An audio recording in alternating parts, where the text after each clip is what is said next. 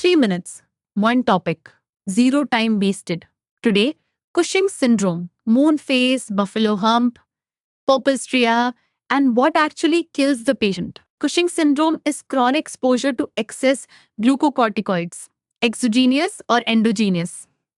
About 1% of the population is on chronic steroids, so iatrogenic is the number one cause overall. Always ask drug history first. Endogenous causes split into two buckets: ACTH dependent, 80%, pituitary adenoma or ectopic ACTH from small cell lung cancer, ACTH independent, 10%, adrenal adenoma or carcinoma, the spot diagnosis phase, moon phase, buffalo hump, central obesity with thin extremities, purple striae wider than 1 centimeter, easy bruising on fragile skin, and proximal myopathy that stops the patient climbing stairs. Beyond the face, cortisol breaks the rest of the body. Hypertension with hypokalemic alkalosis, diabetes, dyslipidemia, osteoporosis with vertebral fractures, depression and suicide risk, opportunistic infections, hypercoagulable state with DVT and PE. These complications decide prognosis. Step 1. Prove hypercortisolism with 3 screening tests.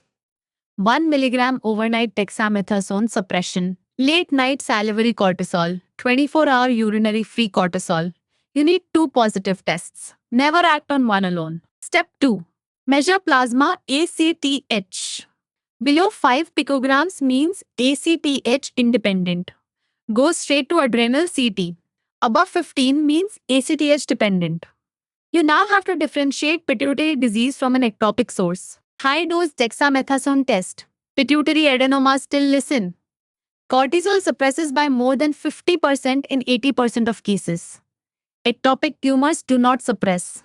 PrAP. Bronchial carcinoid suppresses too. Inferior petrocell sinus sampling is a tiebreaker when MRI is negative or tests disagree.